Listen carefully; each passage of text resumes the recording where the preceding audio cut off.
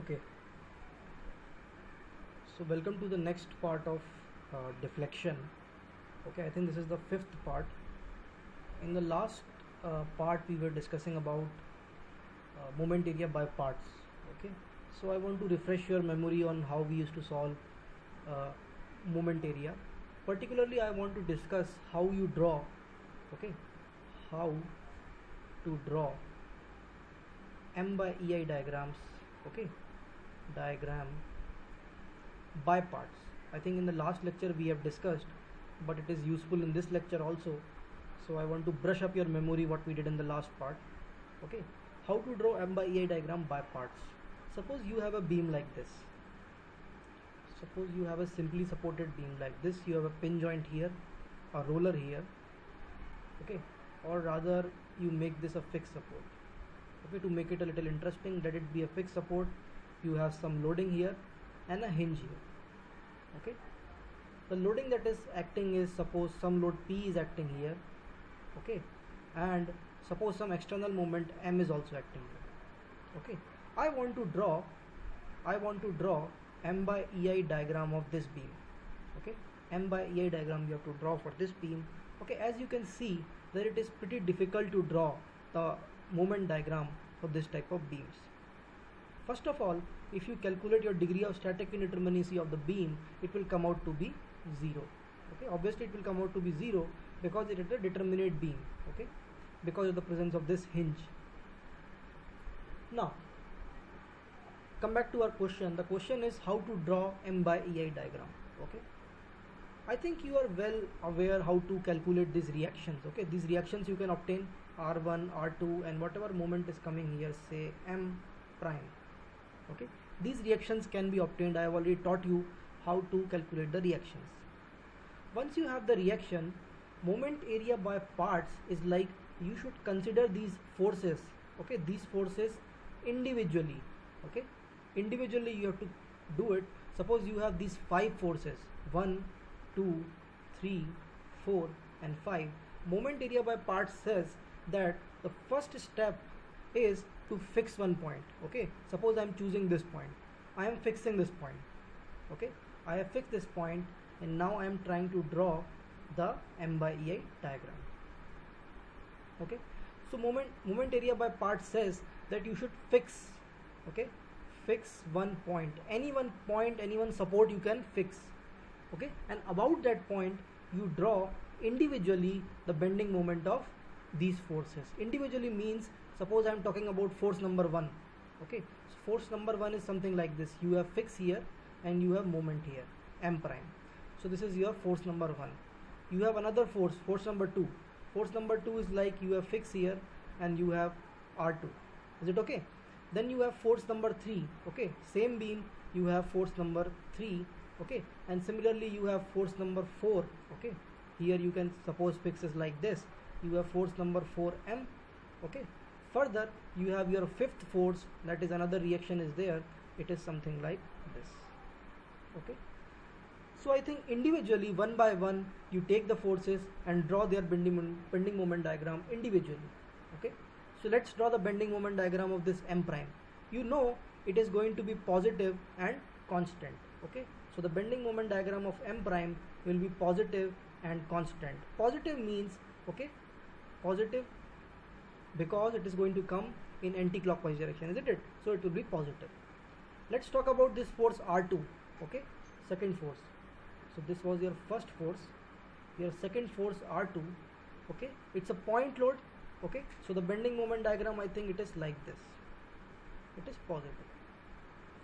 Talk about force 3, this P3. Okay, bending moment diagram is negative and linear. Okay, this is negative and linear.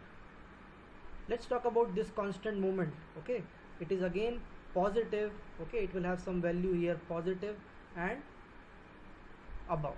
Okay, last force is your R1. Okay, if you think about it, you will have R1 is also giving you positive moment, isn't it? So it will be something like this. It will be linear and positive. Is it okay? This is how you draw your M by EI diagram by parts. By parts, by the name it is clear that you have to take each force individually, you fix one point, okay, and you draw the bending moment diagram individually. ठीक है, सिर्फ इतना करना है कि जो भी beam दी गई हो, कोई भी एक सपोर्ट या हिंज पकड़ लो, उसको फिक्स कर दो और एक एक करके सारे फोर्सेस का, फोर्सेस मतलब रिएक्शंस भी, सारे रिएक्शंस का, फोर्सेस का इंडिविजुअल बेंडिंग मोमेंट डायग्राम बना दो. ठीक है, तो जो भी बेंडिंग मोमेंट डायग्राम निकल के आएगा टोटल, वो तुम्हारा ओवरऑल बेंडिंग मोमेंट डायग्राम हो जाएगा. ठीक है, मेरे ख्याल से लास्ट लेक्चर में हमने क्वेश्चन भी कर लिया था इसका, तो अब शायद चीज़ें क्लियर हो गई होंगी. Now that we have revised what we did in the last lecture, let's start with a new topic. Okay, another method that is very famous is conjugate beam method.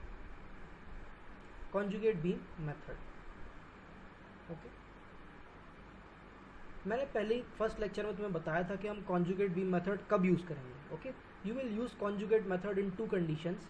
First of all, wherever you see a hinge in your problem, okay, whenever you see an internal hinge in your problem, you will use conjugate beam method.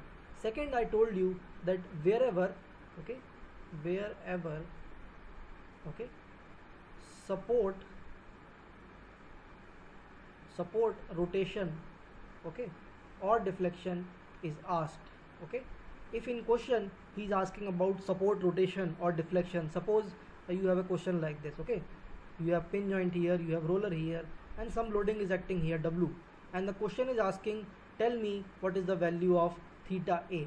That means at this support. So your mind should automatically work that he is asking about a quantity at support, so I should use conjugate beam method. Okay, or suppose if you have some internal hinge in your question, okay, then also you have to go by conjugate beam method. These are the two conditions where you will use conjugate beam method. Okay, moving on. What is a conjugate beam? Okay, first of all you need to understand what is a conjugate beam. Okay, you are given with a real beam, isn't it? You will be given with some real beam, okay, and you will have to convert that beam into conjugate beam.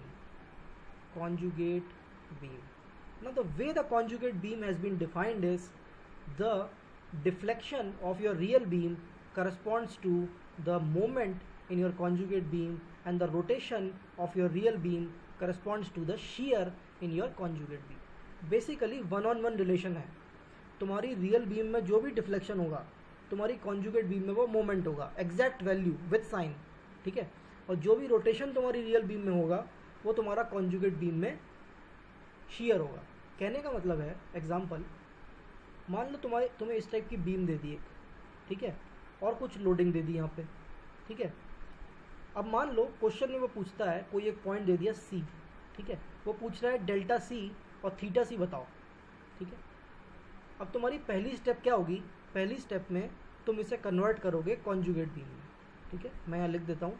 First step में convert to conjugate beam. ठीक है, second step होगी कि तुम्हें इस पर कुछ loading लगानी होगी, है ना. इस कॉन्जुगेट बीम तो आ गई, लेकिन अब इस पर कुछ लोडिंग लगानी होगी. तो लोडिंग कैसे लगाएंगे?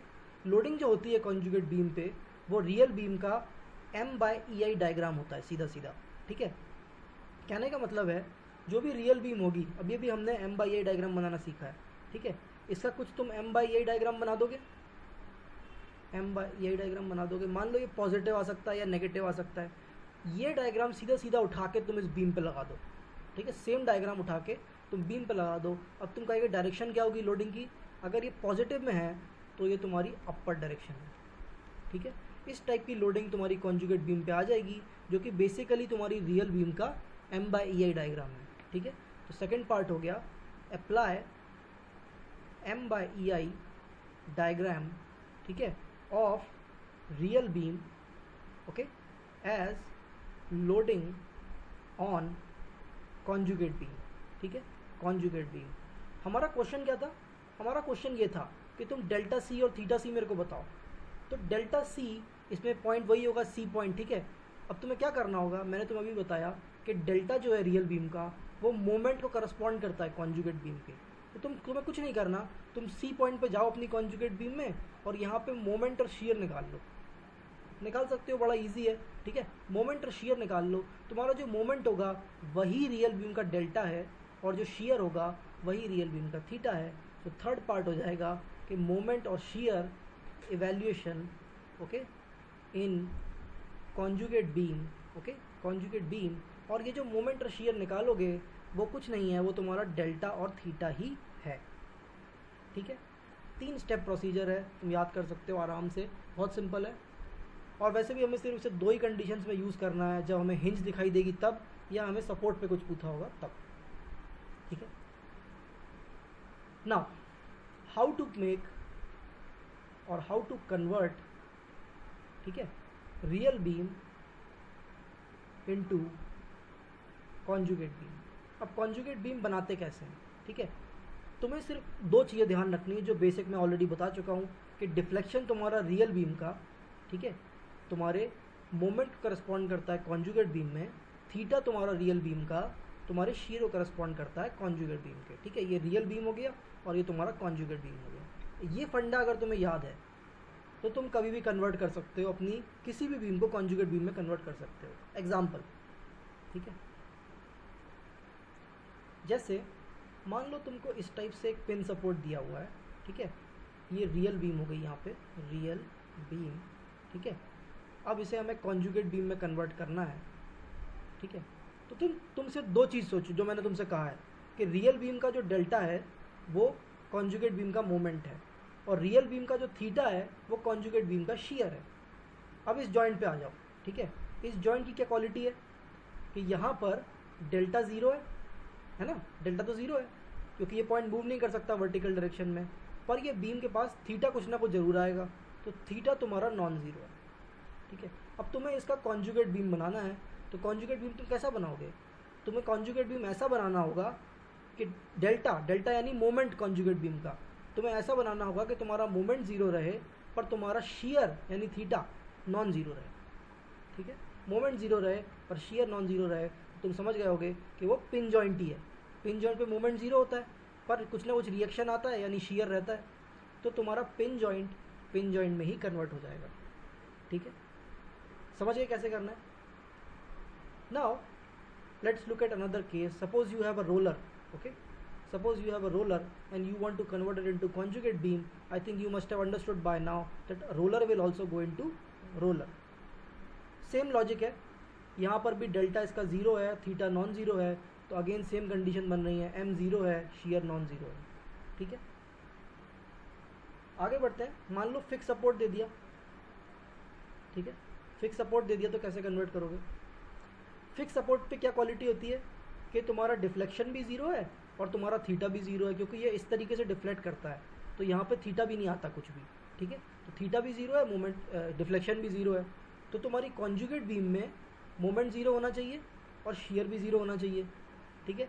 ऐसी कौन से केस होता है इसमें मोमेंट भी 0 और शियर भी 0, फ्री एंड होता है बेसिकली, फ्री एंड पे ना मोमेंट होता है ना शियर होता है, तो तुम्हारा जो फिक्स्ड एंड होगा वो तुम्हारा फ्री एंड में कन्वर्ट हो जाएगा। ऑन द कॉन्ट्री, मान लो अगर तुम्हारे पास फ्री एंड है, ठीक है, तो फ्री एंड पे तुम्हारा डिफ्लेक्शन भी नॉन ज़ीरो है और थीटा भी नॉन ज़ीरो है, ठीक है। अब इसको अगर मुझे कन्वर्ट करना है तो मैं कैसे करूँगा, मुझे ऐसा चाहिए कि मोमेंट भी नॉन ज़ीरो हो और शियर भी नॉन ज़ीरो हो, तो वो तो फिक्स सपोर्ट ही होता है, फिक्स सपोर्ट पे मोमेंट भी आता है और शियर भी आता है, तो तुम्हारा फ्री एंड जो होगा वो कॉन्जुगेट बीम का फिक्स्ड एंड हो जाएगा, ठीक है। सिंपल है। इसी लॉजिक से अगर सेम लॉजिक तुम यूज़ करोगे तो तुम्हारा अगर इंटरनल पिन है कहीं, ठीक है, तो इंटरनल पिन तुम्हारा इंटरनल हिंज में कन्वर्ट हो जाएगा। सेम लॉजिक लगा सकते हो जो हम लगा रहे हैं अभी तक। और अगर इंटरनल पिन है, ठीक है, तो वो इस टाइप से इंटरनल हिंज में कन्वर्ट हो जाएगा, ठीक है। कई बार रोलर भी दिखा देते हैं यहाँ पर। अब इसके अलावा अगर एक आध केस और देखना है तो इस टाइप का अगर रोलर है, ठीक है, तो इसको बड़े आसानी से कन्वर्ट कर सकते हो। क्यों, सोचो, यहाँ पे डिफ्लेक्शन नॉन ज़ीरो है पर तुम्हारा थीटा 0 है, ठीक है। तुम्हें ऐसा कॉन्जुगेट बीम चाहिए जिसमें तुम्हारा मोमेंट नॉन ज़ीरो हो पर तुम्हारा शियर 0, तो मेरे ख्याल से सेम ही आ जाएगा, ठीक है। यहाँ पे शियर तो कुछ रहता नहीं है पर मोमेंट यहाँ पे रहता है, तो तुम्हारा इस टाइप का स्लाइडर सपोर्ट जो रहेगा स्लाइडर में ही कन्वर्ट हो जाएगा, ठीक है। मेरे ख्याल से समझ गए होगे। मैं सम अप कर देता हूँ कैसे करते हैं, जल्दी अगर याद करना है तो। पिन जॉइंट जो रहेगा वो पिन जॉइंट में जाएगा, ठीक है, और रोलर तुम्हारा रोलर में जाएगा, ठीक है।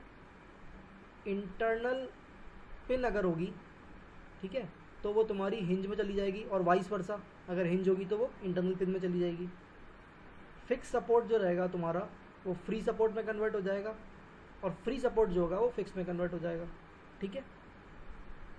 उसके अलावा तुम्हारा स्लाइडर अगर होगा तो वो स्लाइडर में ही कन्वर्ट हो जाएगा, ठीक है।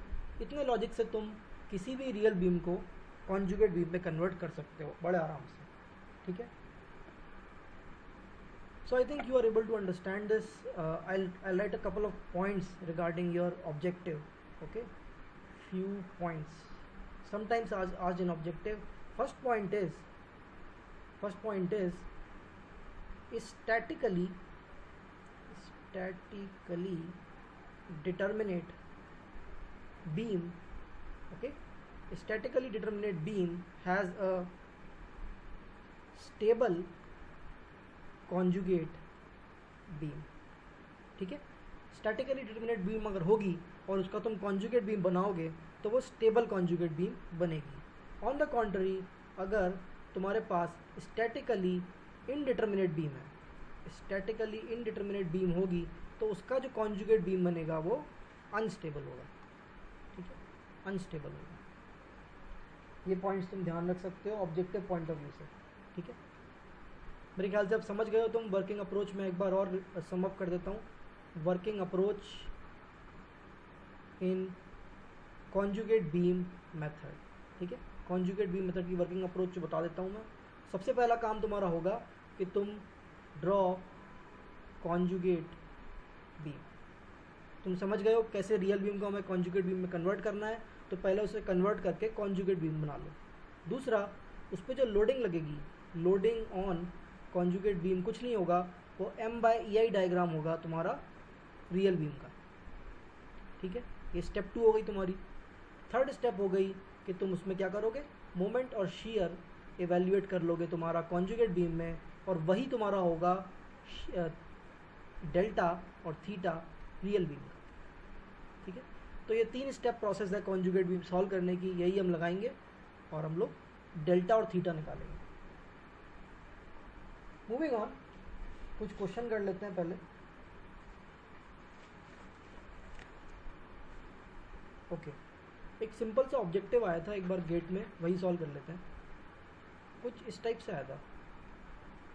यहाँ पर पिन जॉइंट है, यहाँ पर रोलर है, और इस पे 2 मोमेंट लगे हुए हैं। एक यहाँ पे लगा हुआ है M0, ठीक है, और एक यहाँ पे लगा हुआ है M0। डिस्टेंस मान लो ये A है, ये A है और ये भी A है, ठीक है। अब क्वेश्चन में उसने क्या पूछा था, फाइंड, मान लो ये पॉइंट A है और ये पॉइंट B है, तो उसने पूछा था थीटा A बताओ, ठीक है, थीटा A बताओ। अब तुम्हारा दिमाग पे ट्रिगर ऐसे होना चाहिए कि जैसे तुमने देखा कि उसने सपोर्ट पे कोई क्वांटिटी पूछी है, तो तुम्हें समझ जाना चाहिए कि तुम्हें कॉन्जुगेट बीम मेथड यूज़ करना है, वही मेथड इस पर शॉर्ट पड़ेगा, ठीक है। तो एक एक करके हम सॉल्व करते हैं, ठीक है। सबसे पहले तो ये हमारी रियल बीम है, ठीक है। पहले हम कॉन्जुगेट बीम ड्रॉ करते हैं। हमारी फर्स्ट स्टेप है कि ड्रॉ कॉन्जुगेट बीम। अब तुम खुद देखो, ये तुम्हारा पिन जॉइंट है, तो पिन जॉइंट में ही जाता है, रोलर में ही जाता है, तो तुम्हारी कॉन्जुगेट बीम भी एग्जैक्टली यही आ जाएगी, पिन जॉइंट और रोलर, ठीक है। इस पर लोडिंग कौन सी लगाऊंगा मैं, जो भी इसका M/EI डायग्राम बनेगा। तो मेरी नेक्स्ट जो रिक्वायरमेंट है वो इसका M/EI डायग्राम मुझे बनाना है, ठीक है। अब पहले तो मुझे एक चीज़ बताओ, यहाँ पे कुछ रिएक्शन आएगी इस डेल्टा पे, थोड़ा साफ कर देता हूँ मैं, ठीक है। यहाँ पे कुछ रिएक्शन आएगी, सोचो। मैंने तुम्हें एक चीज़ बताई थी शायद पहले लेक्चर में कि अगर कहीं भी बीम में M0 मोमेंट लगा हुआ है मान लो, और सिंपली सपोर्टेड बीम है, ठीक है, तो उस पर 2 रिएक्शंस आती हैं। इस डायरेक्शन में आ जाएगी M0/L और यहाँ पे आ जाएगी M0/L, ये मैंने तुम्हें बताया था। अब ये वाला M0 अगर तुम देखोगे तो ये प्रोड्यूस कर रहा है इस टाइप की M0/L, ठीक है, और ये वाला M0 जो है ये अपवर्ड डायरेक्शन में M0/L प्रोड्यूस कर रहा है, ठीक है। तो इन दोनों को तुम ऐड करोगे तो तुम्हारे पास 0 आ जाएगा, क्योंकि ये अपर डायरेक्शन में या डाउनवर्ड डायरेक्शन में, ठीक है।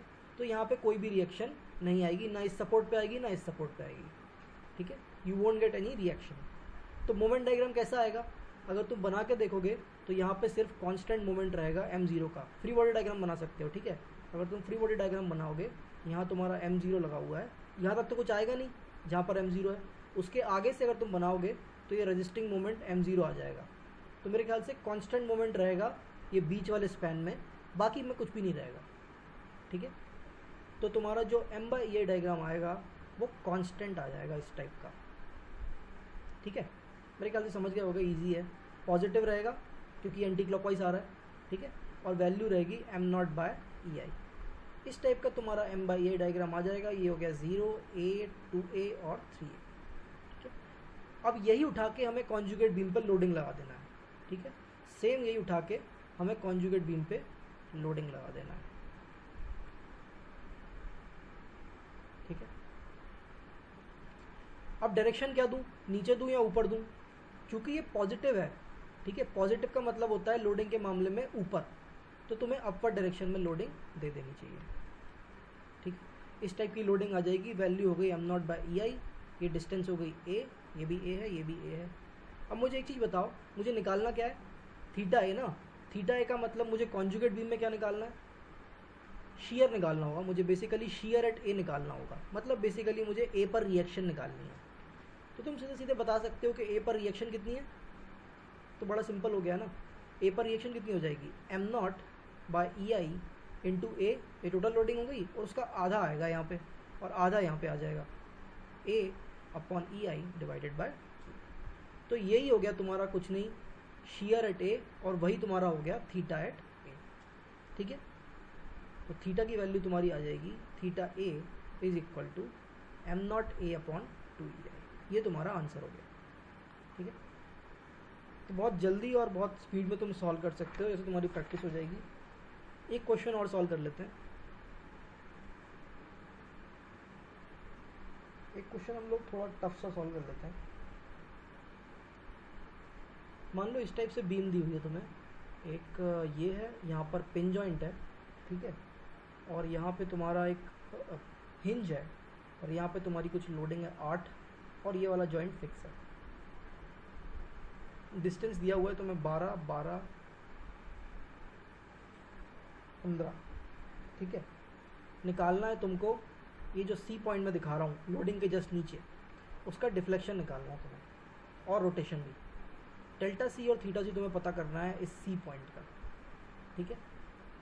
बुक में देखोगे तो यहाँ पे एक मोमेंट और लगा हुआ है, लेकिन वो मैं तुम्हें बाद में बताऊंगा, पहले सिंपल केस कर लेते हैं, ठीक है। अब इस क्वेश्चन को अगर तुम सॉल्व करोगे तो स्टेप्स हमारे वही हैं। सबसे पहले हमें क्या करना होगा, हमें कॉन्जुगेट बीम बनानी होगी इसकी, ठीक है।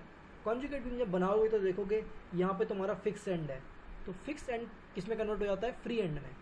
तो ये तुम्हारा फ्री एंड हो गया, ठीक है। उसके बाद तुम्हारी हिंज आ रही है, हिंज तुम्हारी पिन जॉइंट या रोलर कुछ भी बना सकते हो, रोलर में कन्वर्ट हो गई मान लो, और पिन जॉइंट तुम्हारा पिन जॉइंट में कन्वर्ट हो गया। ये हो गई तुम्हारी कॉन्जुगेट बीम। अब जो रह गया है वो ये है कि हमें इस पर लोडिंग लगानी है। मैं थोड़ा नीचे बना देता हूँ इसको, ठीक है। ये तुम्हारी कॉन्जुगेट बीम आ गई थी, ये रोलर है और ये पिन जॉइंट है, ठीक है। अब मुझे इस पर लोडिंग लगानी है। लोडिंग क्या होगी? जो रियल बीम है उसका m/EI डायग्राम। अब देखो m/EI डायग्राम कैसे बनेगा इसका। पहले तो रिएक्शन निकाल लो, वो तो निकालना ही पड़ेगा, ठीक है। रिएक्शन अगर तुम निकालोगे तो तुम्हें इसको तोड़ना पड़ेगा। इसको दो पार्ट्स में कर लो। मान लो यहाँ पे कुछ R1 रिएक्शन आ रहा है और कुछ m' के बराबर मोमेंट आ रहा है, ठीक है। और मान लो यहाँ पे कुछ R2 रिएक्शन आ रही है, अभी मान लो, ठीक है। अब इसको दो पार्ट्स में तोड़ लो इस टाइप से। ये R2 हो गया, ये 15 मीटर है और यहाँ पे हिंज है, ठीक है। अब यहाँ पे तुम्हारा R1 है, ये m' है और ये तुम्हारा 8 है, ठीक है। और ये 12 मीटर है और ये 12 मीटर है। पहले तुम ये वाली सॉल्व करो, छोटी वाली, ठीक है। ये वाला पॉइंट हिंज है तो इसके अबाउट मैं मोमेंट जीरो कर सकता हूँ, है ना। तो मोमेंट इसके अबाउट अगर मैं जीरो करूँगा तो क्या लिखूँगा? R2 into 15 is equal to 0। R2 multiplied by distance 15 is equal to 0। So यहाँ से मुझे मिल रहा है कि मेरा रिएक्शन ही 0 है, ये वाला, ठीक है। तो मेरा जो ये रिएक्शन आ रहा है यहाँ पे, ये नहीं आएगा, यहाँ पे रिएक्शन 0 है, ठीक है। फिर तुम इसको सॉल्व कर सकते हो, ठीक है। अब यहाँ पे अगर R2 0 हो गया तो यहाँ पे भी कोई रिएक्शन नहीं आएगा काउंटर करने के लिए, मतलब यहाँ पे कोई रिएक्शन नहीं है, तो सीधा सीधा तुम कह सकते हो कि R1 तुम्हारा 8 हो गया, वर्टिकल इक्विलिब्रियम लगाओगे।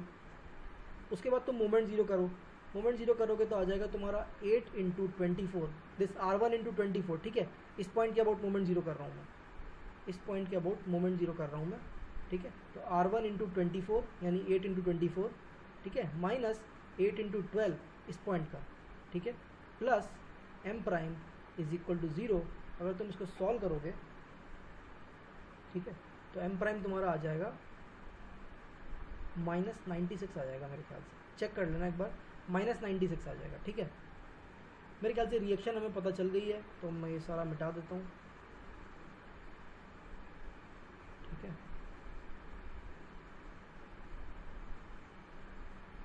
सिंपल क्वेश्चन हो गया क्योंकि हमारी जो राइट साइड है उस पर रिएक्शन ज़ीरो हो गई, ठीक है। यहाँ पे रिएक्शन ज़ीरो होने से क्वेश्चन सिंपल हो गया, और यहाँ पर हमारी जो रिएक्शन आ रही है, ये वाली रिएक्शन आ रही है 8 और ये ऐसी आ रही है 96।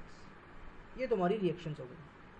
अब मैं इसका m/a डायग्राम बनाना चाहता हूँ, पर इसका m/a डायग्राम बनाना बड़ा मुश्किल है, ठीक है, बहुत मुश्किल है डायरेक्टली बनाना।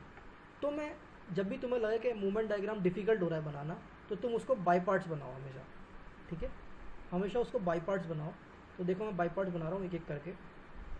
हमारे पास एक लोडिंग ये है, एक लोडिंग ये है, एक लोडिंग ये है, 3 लोडिंग है हमारे पास, और ये वाले पॉइंट को मैं फिक्स कर दे रहा हूँ, ठीक है, ये वाले पॉइंट को मैं फिक्स कर दे रहा हूँ, और 3 लोडिंग है हमारे पास। अब मैं पहले इस रिएक्शन का बना रहा हूँ, इस 8 का बना रहा हूँ, ठीक है।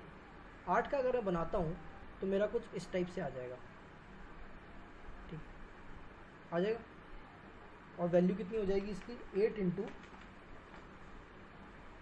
मेरे ख्याल से ये हो जाएगी 192/EI, और ये पॉजिटिव का होगा, ठीक है ना। सिंपली ऐसा हो गया, ये तो ये केस हो गया, ये फिक्स है और ये तुम्हारा 8 लगा हुआ है और ये 24 मीटर है ना। तो इसका बेंडिंग मोमेंट डायग्राम कैसा आएगा, लीनियर आएगा, वही मैंने बना दिया यहाँ पर, ठीक है। आगे बढ़ते हैं, ये 96 की बात कर लो, इस 96 की, ठीक है। ये नेगेटिव में देगा तुमको कांस्टेंट 96 का मोमेंट, है कि नहीं। तो ये हो जाएगा तुम्हारा 96/EI। अब इस 8 की बात कर लो जो बीच में लगा हुआ है, ठीक है, ये तुमको देगा लीनियर पर नेगेटिव, ओके। ये वैल्यू भी इसकी होगी 96/EI, ठीक है। तो ये तुम्हारा हो गया m/EI डायग्राम रियल बीम का। अब यही उठा के मुझे इस पर लोडिंग बना देना है ना, यही उठा के मुझे इस पर लोडिंग बना देना है। तो मैं देखना लोडिंग बना रहा हूँ इसको, ये वाला बना रहा हूँ ग्रीन वाला। तो ये 96/EI है और नेगेटिव है, नेगेटिव मतलब डाउनवर्ड डायरेक्शन में लोडिंग है, ठीक है, डाउनवर्ड डायरेक्शन में लोडिंग है। ये 192/EI है और पॉजिटिव है, ठीक है। तो मैं ऐसा बना दे रहा हूँ इसको, पॉजिटिव है यानी अपर डायरेक्शन है, ठीक है। अब ये रेड वाला बना रहा हूँ नीचे वाला, तो रेड वाले में तुम्हारा बीच से कहीं से चालू है और इस टाइप से है, ठीक है। ये भी डाउनवर्ड डायरेक्शन में क्योंकि नेगेटिव है 96/EI। अब मेरा जो सी पॉइंट है वो यहाँ पर है, जिसको मैंने रेड से डार्क कर दिया। इस सी पॉइंट का मुझे डेल्टा निकालना है और थीटा निकालना है रियल बीम में, यानी कॉन्जुगेट बीम में मुझे क्या निकालना है, मोमेंट और शेयर। बेसिकली मुझे मोमेंट और शेयर निकालना है सी पे, वही वैल्यू जो है कुछ नहीं है, वो तुम्हारा डेल्टा और थीटा है रियल बीम का। तो एक बार मैंने ये निकाल लिया तो मैं पूरा निकाल सकता हूँ, और मेरे ख्याल से मोमेंट और शेयर निकालना बड़ा आसान है। देखो यहाँ पर बस 2 ही लोडिंग आ रही है लेफ्ट साइड में, अगर देखोगे तो एक ये ब्लू वाली आ रही है और एक ब्लैक वाली आ रही है, ठीक है। तो इनका इक्विवेलेंट लोड में लगा देता हूँ, ठीक है, इक्विवेलेंट लोड में लगा देता हूँ, ठीक है। ये जो तुम्हारी ब्लैक वाली कांस्टेंट लोडिंग है, इसका इक्विवेलेंट लोड जो आ जाएगा वो यहाँ पे लगा होगा, ठीक है, यहाँ पे लगा होगा। ये वैल्यू तुम्हारी 12 है, तो ये 6 की डिस्टेंस पे लगा होगा, और इसकी वैल्यू कितनी हो जाएगी 96/EI × 12, ठीक है। अब इस वाले की बात कर लो, हम सिर्फ लेफ्ट की बात कर रहे हैं, सी के जितना लेफ्ट में है बस उसकी बात कर रहे हैं हम, क्योंकि हमें शेयर और मोमेंट निकालना है सी पे, ठीक है। अब इस ब्लू वाले पे आ जाओ, ये ब्लू वाले का जो होगा नेट फोर्स वो उसके CG पे लगा होगा, ये ब्लैक वाला। तो ये वाली डिस्टेंस कितनी हो जाएगी 1/3 ऑफ 12, ये 12 है टोटल, उसका 1/3 पे आ जाएगी, तो ये 4 मीटर हो जाएगी, ठीक है। और वैल्यू कितनी हो जाएगी इसकी हाफ, ये जो वैल्यू है ये वाली, ये 96/EI है, क्योंकि ये टोटल 192/EI है, तो उसका आधा है ये, ठीक है। हाफ 96 अपॉन ई आई इंटू 12, ठीक है, ये फोर्स हो जाएगा तुम्हारा, ठीक है। तो शियर कितना हो जाएगा सी पे, शियर हो जाएगा तुम्हारा, ये डाउनवर्ड में है और ये अपवर्ड में है, तो वो हो जाएगा हाफ 96 अपॉन ई आई इंटू 12, ठीक है, इंटू 12 माइनस 96 अपॉन ई आई इंटू 12। समझ गए होगे मेरे ख्याल से। नेट फोर्स लिख दिया मैंने, शियर निकालना था ना, तो इतना फोर्स डाउनवर्ड में है और इतना फोर्स अपवर्ड में है। फ्री बॉडी डायग्राम बनाओगे तो सी पे इन दोनों को माइनस कर लेना, ठीक है। तो मेरे ख्याल से शियर एट सी कितना आ जाएगा,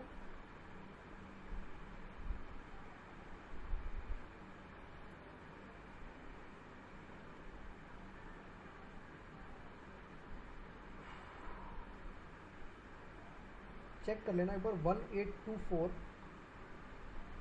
या रादर नेगेटिव में आ जाएगा माइनस, ठीक है, 96 इंटू 6 576 अपॉन ई आई आ जाएगा, ठीक है, 576 अपॉन ई आई। रही बात मोमेंट की, तो मोमेंट भी निकाल सकते हो, ठीक है। ये वाला मोमेंट रेड वाला, ये कितना मोमेंट दे रहा होगा, क्लॉकवाइज मोमेंट दे रहा होगा, तो मैं लिख रहा हूँ माइनस 96 अपॉन ई आई इंटू 12, और डिस्टेंस इस पर एक्ट कर रहा है वो 6 है, तो इंटू 6 प्लस ये जो ऊपर वाला है हाफ 96 इंटू 12, ठीक है, ये तुम्हें 4 पे एक्ट कर रहा है और क्लॉकवाइज मोमेंट दे रहा है, एंटी क्लॉकवाइज दे रहा है, तो पॉजिटिव हो गया, ठीक है। इतना नेट तुम्हारा मोमेंट आ जाएगा उस सेक्शन में, इसकी वैल्यू तुम निकाल सकते हो।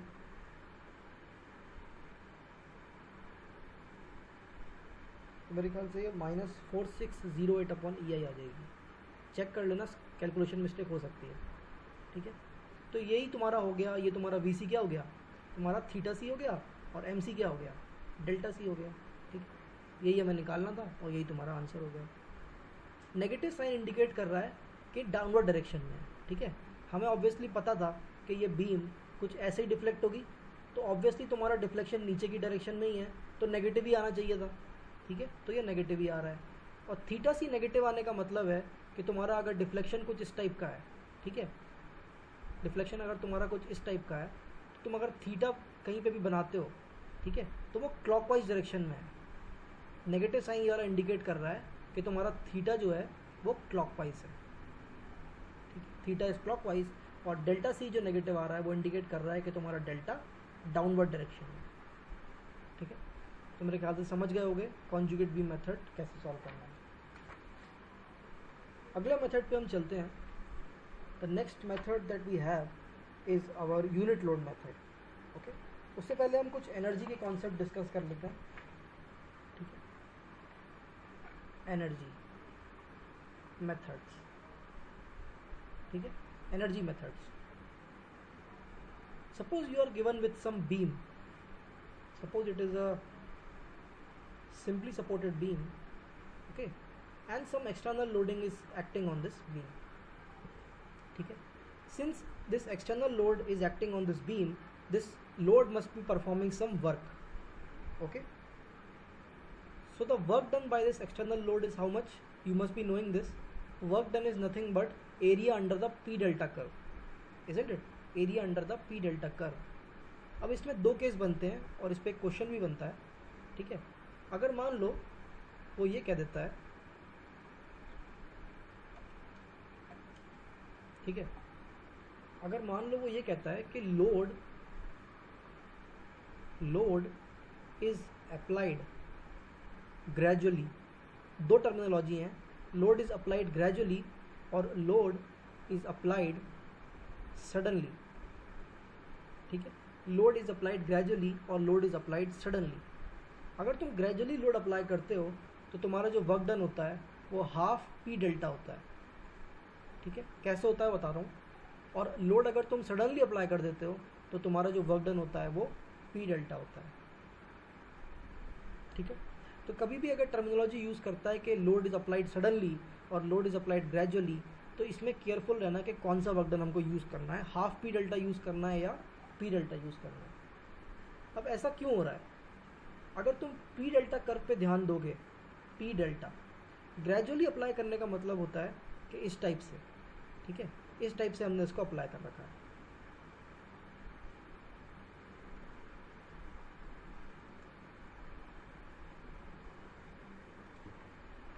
ठीक है। तो अगर ग्रेजुअली अगर लोड लगा रखा है तो ग्रेजुअली अप्लाई करने का ये मतलब होता है कि लीनियरली तुम्हारा इंक्रीज करा होगा।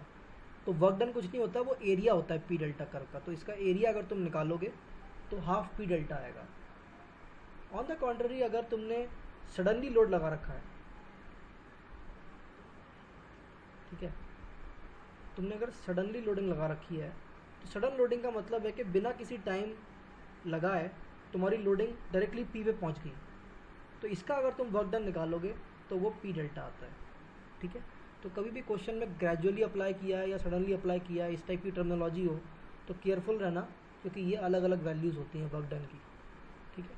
अब जो भी ये एक्सटर्नल लोड वर्क करता है, एक्सटर्नल लोड ने कुछ ना कुछ वर्क किया होगा, वो तुम्हारा जो बीम है उसकी स्ट्रेन एनर्जी के फॉर्म में स्टोर हो जाता है, ठीक है।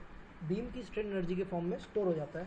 स्ट्रेन एनर्जी तुम्हारी, तुम्हें याद होगा, कुछ इस टाइप से होती है, half stress strain into volume. अगर तुमने सॉलिड मैकेनिक्स में पढ़ा होगा, जो तुम्हारी स्ट्रेन एनर्जी होगी वो कुछ इस टाइप से होगी, हाफ स्ट्रेस स्ट्रेन वॉल्यूम, ठीक है। अच्छा, मान लो कि इसमें लोड की जगह मोमेंट लगा होता तो कुछ नहीं, सेम चीज़ रहती है। अगर मान लो मोमेंट लगा होता तो ये हाफ पी डेल्टा की जगह हाफ एम थीटा हो जाएगा, ठीक है। बाकी चीज़ें सेम रहेंगी, लोड तुम्हारा मोमेंट में कन्वर्ट हो जाएगा और डेल्टा तुम्हारा थीटा में कन्वर्ट हो जाएगा, तो उसमें कन्वर्ट कर लेना। तो तुम्हारी जो भी मैंने कहा कि तुम्हारा एक्सटर्नल वर्क कर रहा है लोड, वो तुम्हारा पोटेंशियल एनर्जी या स्ट्रेन एनर्जी के फॉर्म में स्टोर हो जा रहा है बीम में। तो तुम्हारी जो स्ट्रेन एनर्जी होती है वो होती है हाफ स्ट्रेस स्ट्रेन वॉल्यूम, ठीक है, यानी half sigma strain into volume. Sigma को हम क्या लिख सकते हैं या स्ट्रेन को हम क्या लिख सकते हैं, ठीक है, इसको हम लिख सकते हैं स्ट्रेस अपॉन ई, अगर हम इलास्टिक रेंज की बात कर रहे हैं तो, ठीक है। इलास्टिक रेंज की अगर हम बात कर रहे हैं तो हम इसको इस टाइप से लिख सकते हैं। तो ये तुम्हारा आ जाएगा sigma square by 2e into volume. ये तुम्हारी पोटेंशियल एनर्जी जो स्टोर हो जाएगी या स्ट्रेन एनर्जी जो स्टोर हो जाएगी वो इस तरीके से दी जाएगी, ठीक है। अब मान लो मैं कह रहा हूँ कि जो पोटेंशियल एनर्जी है वो sigma square by 2e into volume. अब मान लो कि मैं किसी रॉड की बात कर रहा हूँ जिसमें सिर्फ एक्शियल फोर्स है P का, ठीक है। तो इसका स्ट्रेस कितना हो जाएगा, P अपॉन एरिया, ठीक है। और मान लो इसकी लेंथ L है, क्रॉस सेक्शन एरिया A है, तो स्ट्रेस इसमें कितना आ जाएगा, P अपॉन ए। मैं इसकी पोटेंशियल एनर्जी लिखने में कहूँ तो कितना कहोगे, sigma square by 2e into volume, ठीक है। सिग्मा की जगह P बाय ए पुट कर रहा हूँ तो P square by A square आ जाएगा, और वॉल्यूम कितनी हो जाएगी, A इंटू एल, ठीक है। तो वैल्यू आ जाएगी P स्क्वायर बाय 2AE और यहाँ पे एक L आ जाएगा। ये तुम्हारी टोटल पोटेंशियल एनर्जी हो जाएगी या टोटल स्ट्रेन एनर्जी हो जाएगी, जो इसमें स्टोर हो जाएगी इस एक्सटर्नल लोड के वर्क करने के कारण, ठीक है। तो इस तरीके से स्ट्रेन एनर्जी डिराइव करी जाती है जो स्टोर हो जाती है, ठीक है। तो स्ट्रेन एनर्जी की वैल्यूज़ में लिख रहा हूँ। अगर एक्शियल लोड है, ठीक है, तो मैं कुछ इस तरीके से लिख रहा हूँ। मैंने बोला P square bye 2AE into DX, इस टाइप से लिख रहा हूँ और इसको इंटीग्रेट कर ले रहा हूँ। इंटीग्रेट मैं इसलिए कर रहा हूँ क्योंकि मान लो अगर तुम्हारा लोड वेरी कर रहा है, P वेरी कर रहा है या एरिया वेरी कर रहा है या यंग्स मॉडुलस वेरी कर रहा है, तो उसको तुम कवर कर सकते हो इंटीग्रेशन से, ठीक है। तो इसलिए मैं इंटीग्रल के फॉर्म में लिख रहा हूँ कि कोई भी वेरिएशन अगर हो रहा हो तो वो कवर हो जाएगा। एक्शियल लोड के केस में ये आ जाएगा। अगर तुम्हारा बेंडिंग का केस है, जो बीम का केस है, ठीक है, तो उस केस में आ जाएगा m square dx upon 2a 2ei, ठीक है, 2ei,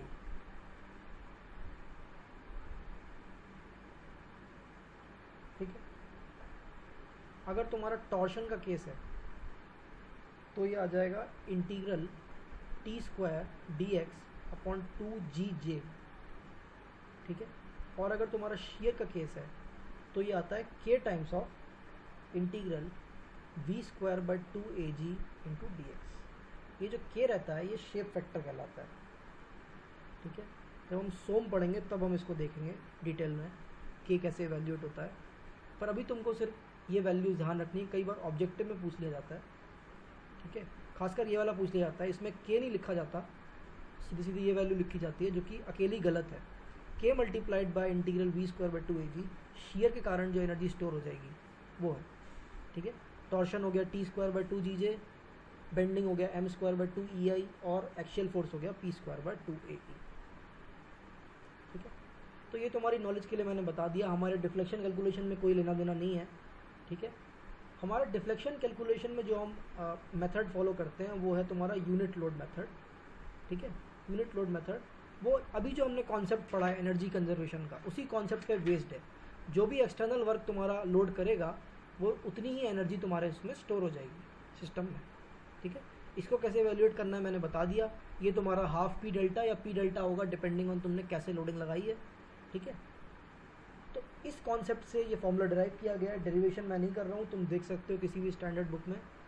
जो तुम्हारा डेल्टा आएगा, ठीक है, वो आ जाएगा इंटीग्रल 0 से स्पैन, ठीक है, capital M small m dx upon EI। ठीक है, थीटा आ जाएगा इंटीग्रल 0 से L capital L small l theta लिख रहा हूँ मैं dx अपॉन EI। ठीक है, अगर तुम ट्रस की बात कर रहे हो तो ट्रस में हमें डिफ्लेक्शन पूछा जाएगा, वो हो जाएगा sigma capital P small p L upon AE। ठीक है, एक तो 3 फॉर्मूले तुम्हें याद करने पड़ेंगे। ये तुम्हारा फ्रेम्स के लिए, ठीक है, और ये वाला तुम्हारा ट्रस के लिए। ठीक है, अब मैं एक एक करके तुम्हें एक्सप्लेन कर रहा हूँ कि m क्या है, स्मॉल m क्या है। ठीक है, या कैपिटल P या स्मॉल p क्या है। ठीक है, उससे पहले कुछ थियोरेटिकल पॉइंट्स तुम देख सकते हो। पहली बात, यूनिट लोड मेथड जो है वो तुम्हारा वर्चुअल वर्क मेथड पे बेस्ड है, वर्चुअल वर्क मेथड पे बेस्ड है। और दूसरा पॉइंट तुम देख सकते हो कि it is valid in plastic zone also, it is valid in plastic zone 2। ठीक है, ये 2 point objective point of view से इंपॉर्टेंट है जो यूनिट लोड मेथड पर वैलिड है। वर्चुअल वर्क मेथड से इसको ड्राइव किया गया है और it is valid in plastic zone also. अब एक एक करके मैं तुम्हें बताता हूँ कि कैसे हम इसको यूज़ करेंगे डिफ्लेक्शन निकालने के लिए। ठीक है, सपोज तुम्हारे पास कोई बीम है, ठीक है, कुछ लोडिंग लगी हुई है यहाँ पर। ठीक है, कोई एक पॉइंट पर तुमसे, मान लो कोई C पॉइंट है, उस पर तुमसे डेल्टा C और थीटा C पूछ रखा है। ठीक है, और कहा क्या यूनिट लोड मेथड यूज़ करो। ठीक है, तो मुझे मालूम है डेल्टा C कितना हो जाएगा, capital M small m dx upon EI।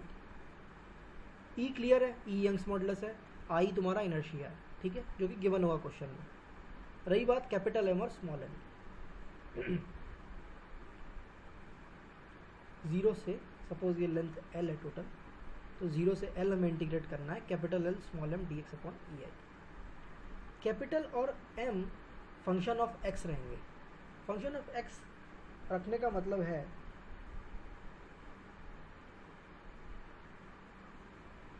ठीक है, कहने का मतलब है कि कोई जनरल डिस्टेंस x पर, ठीक है, कोई जनरल डिस्टेंस x पर हम एक सेक्शन लेंगे और उस पर जो मोमेंट आ रहा होगा वो m होगा।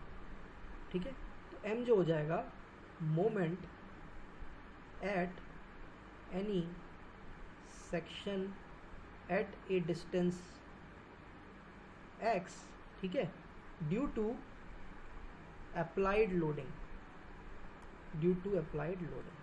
ठीक है, स्मॉल m जो रहेगा, ठीक है, स्मॉल m का मतलब ये है कि सेम बीम में, ठीक है, सेम बीम में तुम क्या करो, यहाँ पे ध्यान से सुनना। ठीक है, सेम बीम में तुम क्या करो, तुम्हारी बीम वही है, यहाँ पर पिन जॉइंट है, यहाँ पर रोलर है, एक्सटर्नल लोडिंग हटा दो। पहले तो रिमूव एक्सटर्नल या अप्लाइड लोडिंग। ठीक है, एक्सटर्नल लोडिंग हटा दो। अब मान लो मैंने C पॉइंट पे तुमसे पूछ रखा है डिफ्लेक्शन, तो तुम C पॉइंट पे ले जाके एक यूनिट लोड लगा दो।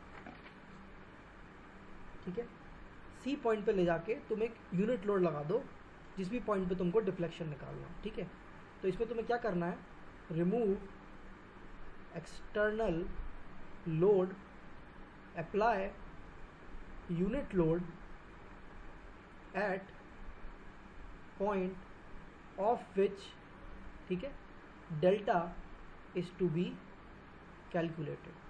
ठीक है, जिस भी पॉइंट का तुमको डेल्टा निकालना है या डिफ्लेक्शन निकालना है, उस पॉइंट पे ले जाके तुम एक यूनिट लोड लगा दो। ठीक है, अब अब तुम क्या करो, एक जनरल सेक्शन एक्स लो और उस पर मोमेंट लिख लो, वो जो मोमेंट होगा वो तुम्हारा स्मॉल है। ठीक है, अगर अभी समझ में नहीं आ रहा है तो कोई बात नहीं, जब हम क्वेश्चन करेंगे तो आ जाएगा। ठीक है, फिर भी कोशिश करो। कैपिटल एम जो है वो जनरल किसी सेक्शन एक्स पे मोमेंट है ड्यू टू अप्लाइड लोडिंग। ठीक है, और स्मॉल एम जो है वो मोमेंट है ड्यू टू यूनिट लोड। ठीक है, ठीक है। अब जब तुम थीटा निकाल रहे होगे तो थोड़ा डिफरेंस हो जाएगा, कैपिटल एम तो सेम रहेगा, और जब तुम थीटा इवेल्युएट कर रहे होगे तो तुम क्या करना, सेम बीम है, एक्सटर्नल लोडिंग हटा दिया। अब जिस पॉइंट पे तुमको मोमेंट या थीटा निकालना है उस पॉइंट पे तुम एक यूनिट मोमेंट लगा देना। ठीक है, तो जो एम थीटा मैंने लिखा था वो तुम्हारा है ड्यू टू यूनिट मोमेंट। ठीक है, साइन की बात भी कर लेते हैं, साइन की बात कर लेते हैं। अब मान लो मैंने अगर 1 डाउनवर्ड डायरेक्शन में निकाला है, ठीक है, और मेरी जो डेल्टा की वैल्यू आती है वो नेगेटिव आ जाती है, तो उस नेगेटिव का मतलब ये होगा कि मैंने जो भी डायरेक्शन इसकी अज्यूम की थी उसके अपोजिट, ठीक है, उसके अपोजिट डिफ्लेक्शन हो रहा है। ठीक है, सेम थीटा के साथ है कि अगर थीटा मेरा नेगेटिव आ जाता है तो उसका मतलब है कि मैंने अगर यहाँ क्लॉकवाइज अज्यूम कर रखा है ये 1, तो मेरा एक्चुअल में एंटी क्लॉकवाइज लगा हुआ है। ठीक है, थीटा मेरा एंटी क्लॉकवाइज है, तो ये साइन का इंडिकेशन हो जाएगा। मेरे ख्याल से वर्किंग अप्रोच तुम समझ गए होंगे। ठीक है, करना हमें कुछ नहीं है, हमको सिर्फ ये इंटीग्रेशन लगाना है MM/dx अपॉन EI। ठीक है, कैपिटल एम जो रहेगा वो जनरल मोमेंट है किसी एक सेक्शन पे।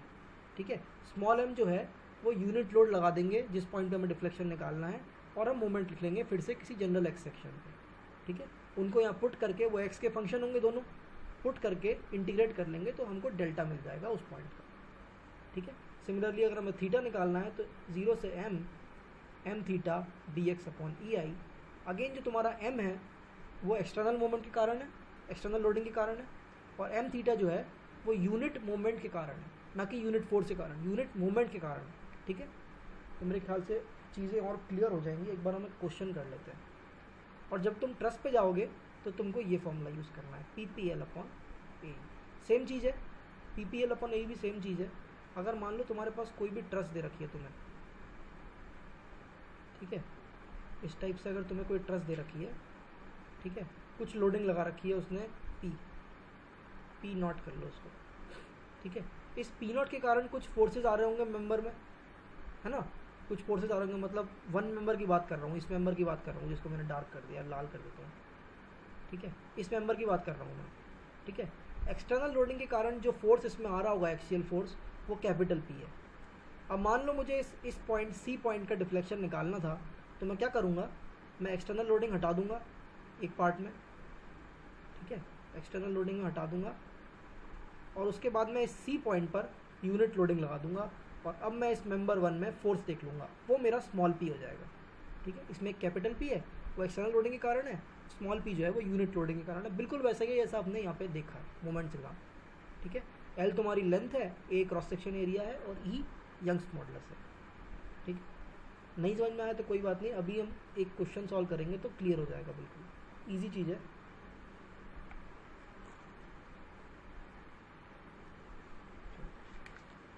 एक क्वेश्चन हम पहले बीम पे सॉल्व कर लेते हैं।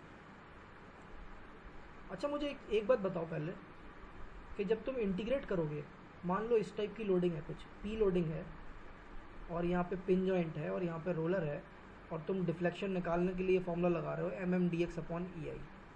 अब मोमेंट फंक्शन तो चेंज होगा, इस स्पैन में मोमेंट फंक्शन कुछ और होगा, इस स्पैन में मोमेंट फंक्शन कुछ और होगा, तो कैसे करोगे, ब्रेक कर लेना, है ना, ब्रेक कर लेना, पहले 0 से L/2 इंटीग्रेट कर लेना, फिर तुम L/2 से L इंटीग्रेट कर लेना, ब्रेक करके कर लेना।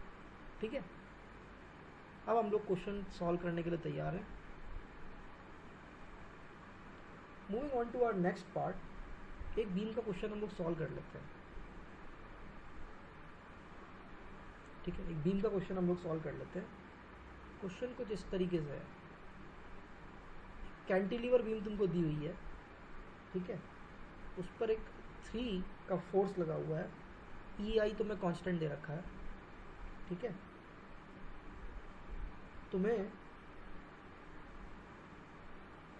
इस पॉइंट C का डिफ्लेक्शन निकालना है और रोटेशन निकालना है। ठीक है, इंटीग्रेट मैं नहीं करूँगा, इंटीग्रेट तुम कर लेना, इंटीग्रेशन तक मैं बता दे रहा हूँ। ठीक है, पहले तुम रिएक्शन निकाल लो, ये रिएक्शन कितनी आ जाएगी 3, ये डिस्टेंस 5 है, ये डिस्टेंस भी 5 है, तो मेरे ख्याल से ये जो मोमेंट आ जाएगा ये 30 आ जाएगा।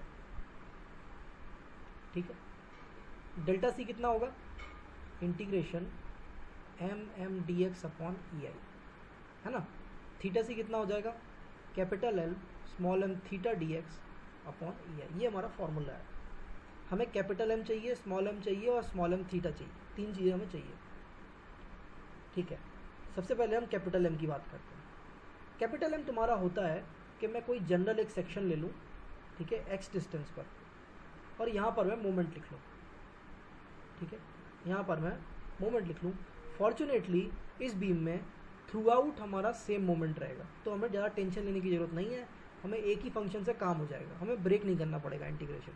ठीक है, तो मैं अगर फ्री बॉडी डायग्राम बनाता हूँ तो ये मेरा 3 है यहाँ, और ये 30 है, और ये एक्स डिस्टेंस है। यहाँ पे मुझे मूवमेंट लिखना है, कितना रहेगा मूवमेंट, एक तो ये 3x आ जाएगा इस डायरेक्शन में अगर लिख रहा हूँ, -30।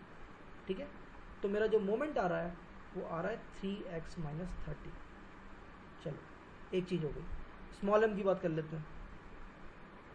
ठीक है, स्मॉल एम का मतलब होता है कि आप अपनी ओरिजिनल बीम से, ठीक है, वर्ड टू वर्ड ध्यान रखना वरना बहुत गलती होगी। अपनी ओरिजिनल बीम से पहला काम जो करेंगे वो ये कि एक्सटर्नल लोडिंग आप हटा दो। ये 3 जो लगा हुआ है इसको भूल जाओ। ठीक है, ये 3 हट गया। अब जिस पॉइंट पे आपको डिफ्लेक्शन और रोटेशन निकालना है, यानी पॉइंट सी, उस पर एक यूनिट लोड लगा दो।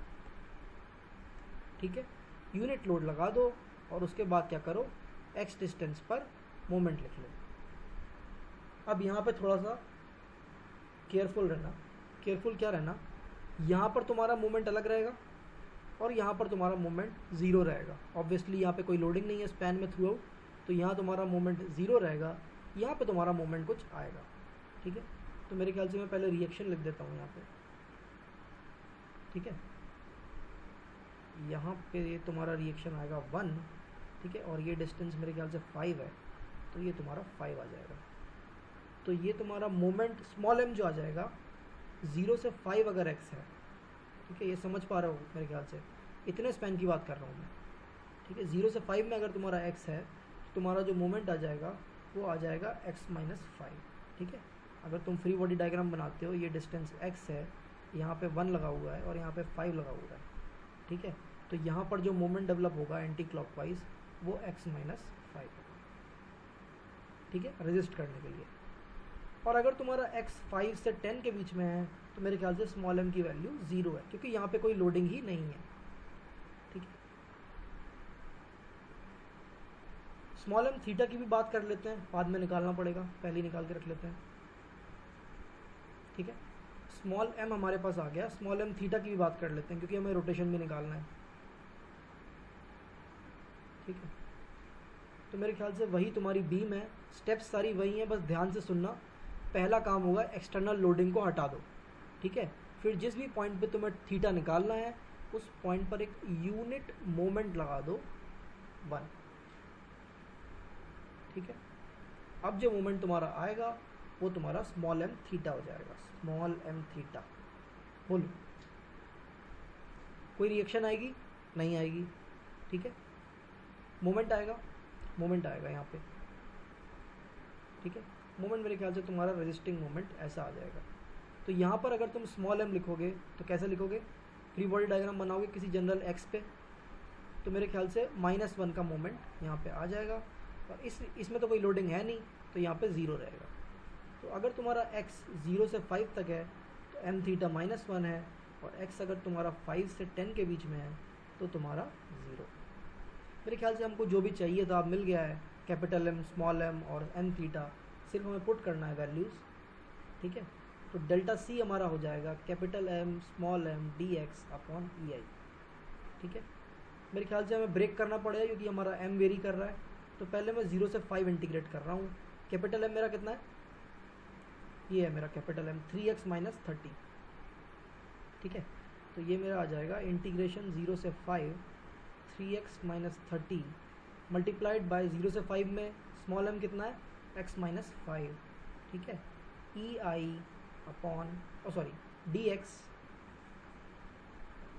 ठीक है, डी एक्स अपॉन ई आई। 5 से 10 जब तुम जाओगे तो कैपिटल एम तो तुम्हारा वही है 3x माइनस 30, पर ये वैल्यू तुम्हारी ज़ीरो हो जा रही है, तो मल्टीप्लाइड बाय ज़ीरो करोगे तो मेरे ख्याल से फिर कुछ लिखने की ज़रूरत नहीं है, ये वैल्यू तुम्हारी ज़ीरो हो जाएगी, ठीक है। ये हो गया तुम्हारा डेल्टा। इंटीग्रेट मैं नहीं कर रहा हूँ, इंटीग्रेट खुद कर लेना। थीटा की बात हम कर लेते हैं। थीटा सी जो आ जाएगा तुम्हारा वो ज़ीरो से span M theta D X upon E I, जिसकी वैल्यू हो जाएगी 0 से 5, पहले मैं लिख रहा हूँ, m तो वही है 3x minus 30, small m theta तुम्हारा -1 है, ठीक है, 0 से 5 में, dx अपॉन ई आई प्लस, ठीक है, 5 से 10 में मेरे ख्याल से लिखने की ज़रूरत ही नहीं है क्योंकि ये ज़ीरो ही हो गया है बेसिकली, तो ये ज़ीरो ही कर देगा पूरे को, इंटू 0 dx अपॉन ई आई, तो मेरे ख्याल से ये वैल्यू भी ज़ीरो हो जाएगी। हमको सिर्फ ये वाला फर्स्ट वाला इंटीग्रल सॉल्व करना है, इंटीग्रेट खुद कर लेना, मैं नहीं कर रहा हूँ, आंसर आ जाएगा, ठीक है। ये हो गया तुम्हारा डेल्टा और theta, and this is how you apply unit load method in beams. मेरे ख्याल से आज तो एक फ्रेम का क्वेश्चन भी कर लेते हैं, है ना, एक फ्रेम का क्वेश्चन भी कर लेते हैं। डिटर्मिनेट फ्रेम की बात चल रही है अभी, क्योंकि इंटरमिनेट तो हमने सीखा ही नहीं है अभी सॉल्व करना, अभी डिटर्मिनेट फ्रेम्स की बात चल रही है, ठीक है। तो एक फ्रेम कुछ ऐसा है, ये पिन जॉइंट है, ये तुम्हारा रोलर है यहाँ पे, ठीक है, और लोडिंग तुम्हारी कुछ ऐसी है कि यहाँ पे यूडीएल लगा हुआ है,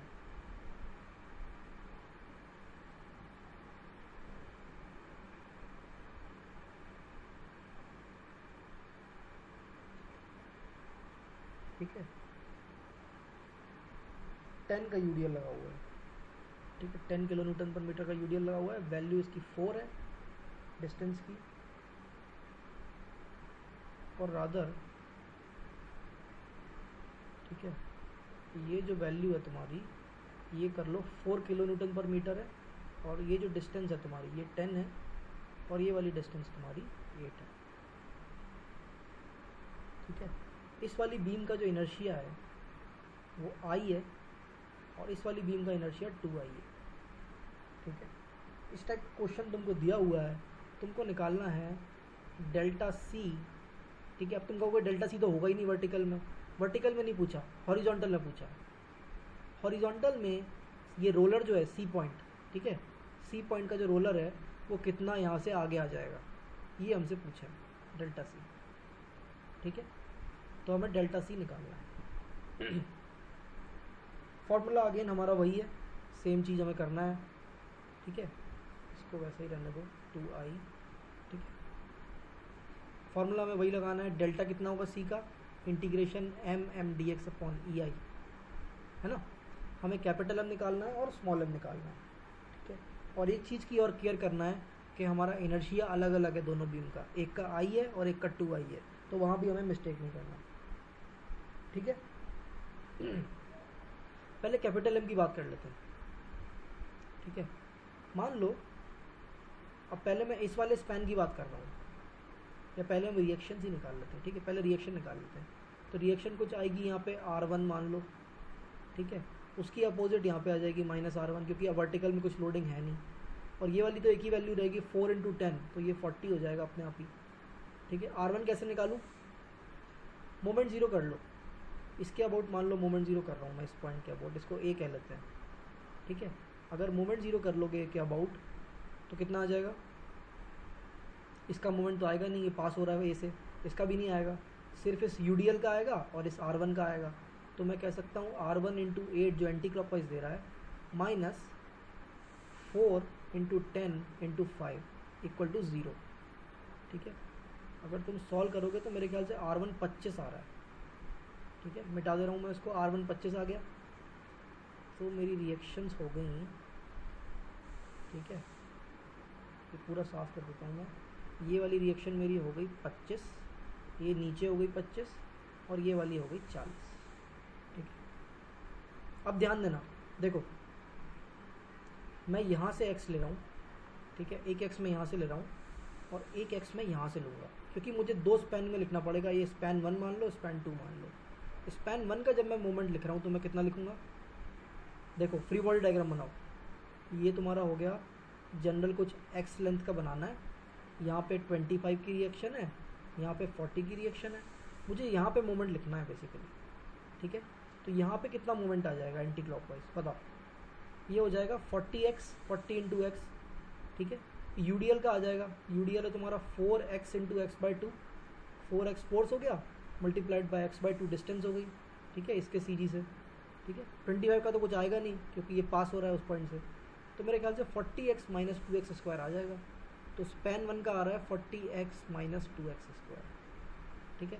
स्पैन 2 की बात कर लेते हैं। अब यहाँ पे एक कन्फ्यूज़न होता है बहुत बड़ा लोगों को, ठीक है, ये तो क्लियर हो गया तुमको स्पैन 1 का। अब यहाँ पे एक बहुत बड़ा कन्फ्यूजन होता है। कन्फ्यूजन ये रहता है कि हम x को कहाँ से लें। अब x को तुम जहाँ से लोगे उतना तुम्हारा क्वेश्चन डिफ़िकल्ट या ईजी हो जाएगा। अगर तुम x को यहाँ से लेते हो तो तुम्हारा क्वेश्चन बहुत आसान हो जाएगा, जबकि अगर तुम x को यहाँ से लेते हो तो तुम्हें ये UDL और ये 25 और ये 40 सबका फोर्स यहाँ पे लिखना पड़ेगा, ठीक है, तो वो बहुत डिफ़िकल्ट हो जाएगा। उससे अच्छा तुम राइट साइड से ले लो x, ठीक है। सेकेंड स्पैन के लिए तुम x यहाँ से ले लो सपोर्ट से।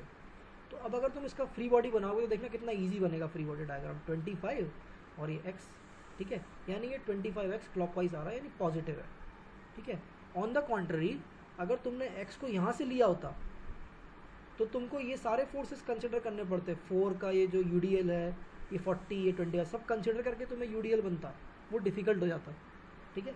ईजी करने के लिए तुम राइट साइड से जा सकते हो, ठीक है, राइट साइड से तुम जा सकते हो, पर एक बार तुमने फिक्स कर दिया तो फिर तुम चेंज मत करना, सेम रखना थ्रू आउट द क्वेश्चन, ठीक है। तो मेरे ख्याल से ये तुम समझ गए, 25x आ जाएगा सेकेंड स्पैन के लिए। स्मॉल m की बात कर लेते हैं। खैर ये बस स्मॉल m की दिक्कत है, बाकी तो हमारा हो गया।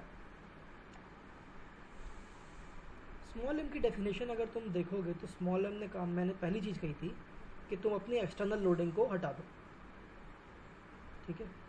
सबसे पहला काम जो तुम करोगे, तुम अपनी एक्सटर्नल लोडिंग को भूल जाओ। एक्सटर्नल लोडिंग मैंने साफ़ कर दिया, ये UDL। मुझे किस पॉइंट का डिफ्लेक्शन निकालना है, इस C पॉइंट का हॉरिजॉन्टल डिफ्लेक्शन निकालना है। तो उस डायरेक्शन में मैं 1 किलो न्यूटन का यूनिट लोड लगा रहा हूँ, दूसरे कलर से लगा देता हूँ, बताओ, ठीक है। हॉरिजॉन्टल निकालना था इस रोलर का डिफ्लेक्शन, तो मैं 1 का लगा दे रहा हूँ यहाँ पे हॉरिजॉन्टल में यूनिट लोड, ठीक है। अब जो इस स्पैन में मोमेंट आएगा, अब केयरफुल रहना, एक बार तुमने चूज़ कर लिया कि मैंने x ऐसा लिया है तो इस वाले फिगर में भी वैसा ही लेना, चेंज मत करना, ठीक है। अब रिएक्शंस निकाल लो, ठीक है। रिएक्शन जगह आ जाएंगी, देखो यहाँ 1 लगा हुआ है तो मेरे ख्याल से ये 1 तो कंफर्म हो गया, ठीक है। अब यहाँ पे कुछ रिएक्शन आ सकती है R, तो उसके अपोजिट R यहाँ पे होगी, है ना। तो मोमेंट ज़ीरो कर दो इस पॉइंट के अबाउट, A पॉइंट के अबाउट, कितना आ जाएगा R इंटू, मेरे ख्याल से ये 8 है और ये 10 है, तो R इंटू 8 एंटी क्लॉकवाइज है, प्लस 1 इंटू 10 ये क्लॉकवाइज है, तो इसको माइनस कर लो, ठीक है। तो मेरे ख्याल से R आ जाएगा तुम्हारा 1.25, ठीक है ना। रिएक्शन निकल आएगी तुम्हारी 1.25। तो ये जो रिएक्शन है यहाँ पे अपवर्ड डायरेक्शन में है 1.25, ठीक है। और ये जो है तुम्हारा यहाँ पे रिएक्शन ये है 1.25 इन डाउनवर्ड डायरेक्शन।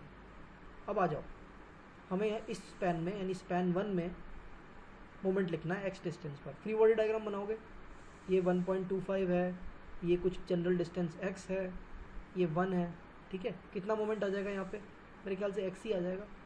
तो स्पैन 1 का मोमेंट आ रहा है x।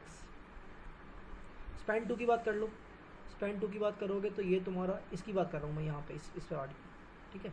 ये 1 ऐसा लगा हुआ है, यहाँ पे एक रिएक्शन है 1.25, ये तुम्हारा x है, तो मेरे ख्याल से यहाँ से क्लॉकवाइज मोमेंट आ रहा है 1.25x का। तो स्पैन 2 में जो मोमेंट है वो 1.25x है, ठीक है। मेरे ख्याल से क्लियर हो गया होगा कैसे हमने स्मॉल m निकाला है, ठीक है। सेम चीज़ जो हमने बीम में किया था, बस थोड़ा सा तुमको देखना है कि हमें x कहाँ से लेना है, क्या करना है, ठीक है। अब सीधा सीधा हमें कुछ नहीं करना, हमें मोमेंट निकालना है। तो पहले तुम स्पैन 1 पे इंटीग्रेट कर लेना, mm dx अपॉन EI, ठीक है, ये वाला स्पैन 1, और ये तुम्हारा स्पैन 2, फिर स्पैन 2 पे कर लेना mm dx अपॉन EI, ठीक है। वैल्यूज में पुट करके दे दे रहा हूँ, इंटीग्रेट तुम खुद कर लेना। तो स्पैन 1 का कैपिटल M कितना है, 40x minus 2x square, 40x minus 2x square multiplied by small m कितना है x, D X upon E आई। केयरफुल रहना यहाँ पे, इसका इनर्शिया आई है जबकि 2 वाले का इनर्शिया 2 आई है, और इंटीग्रेट कर लोगे 0 से 10 क्योंकि इसका जो स्पैन है वो 10 है, ठीक है। प्लस स्पैन 2 की बात कर लेते हैं, 0 से 8 करोगे क्योंकि इसकी लेंथ 8 है। कैपिटल एम कितना है इसका, कैपिटल एम इसका ये लिखा हुआ है 25x, ठीक है। 25x into 1.25x D x E, careful I जो है इसका वो 2i है, ठीक है। तो यहाँ गलती मत करना, बहुत लोग ये भूल जाते हैं, 2i, इसको इंटीग्रेट कर लेना, वैल्यू निकाल लेना, यही तुम्हारा डेल्टा सी है, ठीक है। इंटीग्रेट मैं नहीं कर रहा हूँ, इंटीग्रेट तुम खुद कर लेना। मेरे ख्याल से समझ गए होगे। एक क्वेश्चन मेरे ख्याल से हम लोग ट्रस्ट पे कर सकते हैं, ठीक है। एक क्वेश्चन हम ट्रस्ट पे करवाते हैं, एक सिंपल सा क्वेश्चन हम ट्रस्ट पे कर लेते हैं, ठीक है। एक क्वेश्चन हम लोग ट्रस्ट पे कर लेते हैं, सिंपल सा क्वेश्चन दिया हुआ है, ठीक है। इस तरीके की ट्रस्ट दी हुई है तुम्हें,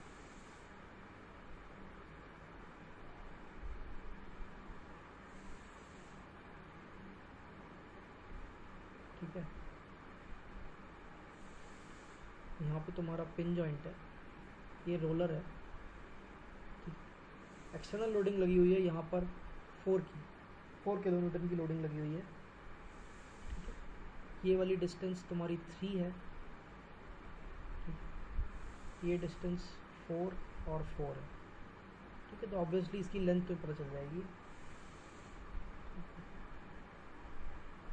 नंबर दे लेता हूँ ए, इसको कह लेते हैं सी और इसको बी कह लेते हैं। तुमको निकालना क्या है,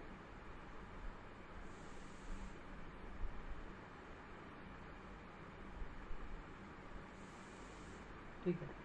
तुम्हें सी पॉइंट का वर्टिकल डिफ्लेक्शन निकालना है, फाइंड डेल्टा सी वर्टिकल, ठीक है। ये इतना कितना नीचे आ जाएगा ये हमें निकालना है, यहाँ से कितना नीचे आ जाएगा ये हमको निकालना है, ठीक है। फॉर्मूला तुम्हें पता है, डेल्टा सी कुछ नहीं होता ट्रस्ट में capital P small P L upon A. इसमें मैं रिकमेंड करूँगा थ्रू आउट क्वेश्चन ए ही कांस्टेंट दिया हुआ है तुमको, ठीक है। इसमें टेबल बनाने से बहुत फ़ायदा होता है, ठीक है। टेबल बनाने से चीज़ें आसान हो जाती हैं। कैपिटल पी, पहले तुम यहाँ पे लिखना मेंबर, ठीक है, मेंबर।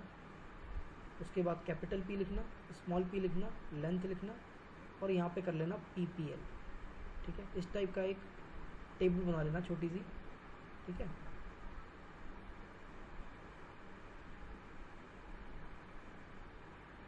ठीक है, और उसके बाद क्या करोगे, इन सब का सम कर लेना, क्योंकि हमें समेशन करना है पी पी एल अपॉन ए।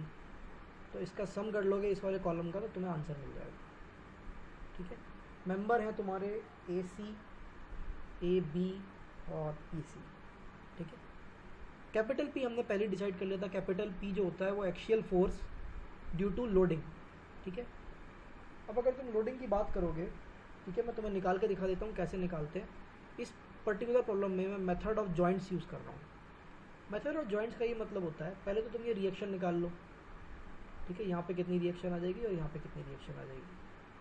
अगर तुम इसको सॉल्व करोगे तो 4, ओके, वर्टिकल तो कोई फोर्स है नहीं, ठीक है, वर्टिकल कोई फोर्स नहीं है, तो ये दोनों तुम्हारी अपोजिट डायरेक्शन में होंगी। एक अगर इधर आ रही है तो एक तुम्हारी डाउनवर्ड डायरेक्शन में आएगी, ठीक है। उसके बाद तुम किसी के भी अबाउट मोमेंट जीरो कर सकते हो। मान लो मैं इस पॉइंट के अबाउट कर रहा हूँ, तो इस पॉइंट के अबाउट मोमेंट जीरो करूँगा तो क्या लिखूँगा, 4 × 3, ये क्लॉकवाइज है तो माइनस में लिख लिया, ठीक है। फिर ये वाली रिएक्शन से R × 8 है ना, तो मेरा R कितना आ जाएगा 1.5, ठीक है। मन में कर सकते हो, बहुत ईजी है, 1.5 आ जाएगा, ठीक है। तो ये वाला 1.5 ऊपर आ जाएगा और ये वाला 1.5 नीचे आ जाएगा, ठीक है। रिएक्शन मुझे मिल गई। अब मान लो मैं इस ए जॉइंट की बात कर रहा हूँ, ठीक है, कैसे करते हैं बता दे रहा हूँ। ये ए जॉइंट की बात कर रहा हूँ, तो इस पर एक रिएक्शन है 1.5 की। मान लो इस मेंबर में x अमाउंट ऑफ फोर्स आ रहा है, ठीक है, या ठीक है चलेगा, y अमाउंट ऑफ फोर्स आ रहा है और यहाँ पे तुम्हारा x अमाउंट ऑफ फोर्स आ रहा है, ठीक है। ये वाला कुछ एंगल थीटा है। इस जॉइंट का इक्विलिब्रियम यूज़ करो। जॉइंट का इक्विलिब्रियम मतलब x डायरेक्शन में फोर्स 0 होगा इस जॉइंट पे, ठीक है, और वाई डायरेक्शन में फोर्स 0 होगा जॉइंट पे, वो यूज़ कर लो। तो देखो मैं कैसे कहूँगा, एक्स साइन थीटा, ठीक है, इज इक्वल टू 1.5 अगर वर्टिकल इक्विलिब्रियम यूज़ करता हूँ, है ना, क्योंकि इधर पे एक कंपोनेंट आएगा एक्स का, एक्स साइन थीटा, ठीक है, और यहाँ पे एक कंपोनेंट आएगा एक्स कॉस थीटा। तो वर्टिकल इक्विलिब्रियम से कहोगे कि ये दोनों बराबर होने चाहिए, तभी ये जॉइंट इक्विलिब्रियम में, और ये वाली वैल्यू 0 होनी चाहिए total, X cos theta plus Y is equal to 0। मेरे ख्याल से 2 इक्वेशन है, 2 अननोन है, तो ये सॉल्व हो जाएंगे, ठीक है, सॉल्व हो जाएंगे। तो तुम्हें एक्स, ठीक है, एक्स तुमको मिल जाएगा 2, ठीक है, और अदर 2.5, और y तुमको मिल जाएगा 2, ठीक है, और x और y कुछ नहीं है, x तुम्हारा फोर्स है मेंबर ए बी में, है ना, x तुम्हारा फोर्स है मेंबर ए बी में, ए सी में, ओके, ए सी में तुम्हारा फोर्स है, और y तुम्हारा फोर्स है ए बी में, ठीक है। तो ए बी में हमें फोर्स पता चल गया 2, ठीक है, तो यहाँ 2 लिख लो, और ए सी में पता चल गया 2.5। सेम चीज़ तुम इस वाले जॉइंट पे कर सकते हो, बी जॉइंट पे, ठीक है, सेम चीज़। तो अगर तुम सेम चीज़ करोगे, ऐसे ही सॉल्व करोगे, मैं सॉल्व नहीं कर रहा हूँ, तुम कर लेना, तो तुम्हें फोर्स पता चल जाएगा -2.5 बी सी मेंबर, ठीक है। अब आ जाओ स्मॉल पी के ऊपर, ठीक है, स्मॉल पी क्या होता है, सेम डेफिनेशन है, सेम ट्रस बनाओ, एक्सटर्नल लोडिंग को हटा दो, एक्सटर्नल लोडिंग को हटाने के बाद जिस डायरेक्शन में और जिस पॉइंट पे तुम्हें डिफ्लेक्शन निकालना है वहाँ पर एक यूनिट लोड लगा दो, ठीक है। बहुत केयरफुल रहना, पहला चीज़ जो तुम्हें करना है वो तुम पहले तो एक्सटर्नल लोडिंग हटा दो, रिमूव एक्सटर्नल लोड। दूसरा, तुम्हें यूनिट लोड लगाना है, किस डायरेक्शन में लगाना है, जिस डायरेक्शन में तुमको डिस्प्लेसमेंट निकालना है, ठीक है। उसने हमसे पूछा था कि वर्टिकल डायरेक्शन में कितनी डिस्प्लेसमेंट है इस पॉइंट की, ठीक है, इसीलिए मैंने वर्टिकल डायरेक्शन में यूनिट लोड लगा दिया, ठीक है। वो पूछता हॉरिजॉन्टल में निकालो, तो मैं हॉरिजॉन्टल में लगा देता, ठीक है। तो ये 1 है, तो ये मेरे ख्याल से 1/2 रिएक्शन आ जाएंगी, सेम फार्मूले से जैसे हमने अभी सॉल्व किया था जॉइंट इक्विलिब्रियम। तुम इन मेंबर्स में फोर्सेस निकाल लेना, ठीक है, तुम निकाल लेना, मैं छोड़ दे रहा हूँ तुम पे, -0.83 आ जाएगा इस पे, ठीक है, 0.67 आ जाएगा इसमें, और -0.83 आ जाएगा इसमें। लेंथ तुम्हें पता ही है, इसकी 5 है, इसकी 8 है, और इसकी फिर से 5 है। ये वैल्यूज़ तुम निकाल लेना PPL/AE और सम कर देना इनका, ठीक है। तो मेरे ख्याल से तुम्हें वैल्यू मिल जाएगी डिस्प्लेसमेंट की, यही तुम्हारा डिस्प्लेसमेंट ऑफ C है डाउनवर्ड डायरेक्शन में। अगर ये पॉजिटिव आ रहा है मतलब ये जो डायरेक्शन है 1 की, उसी डायरेक्शन में डिस्प्लेसमेंट है, अगर नेगेटिव आता है मतलब ऊपर है, ठीक है। तो इस तरीके से हम ट्रस का क्वेश्चन सॉल्व कर सकते हैं। नेक्स्ट लेक्चर में हम कैस्टिग्लिआनो थ्योरम देख लेंगे। That is it for unit load method. Thank you.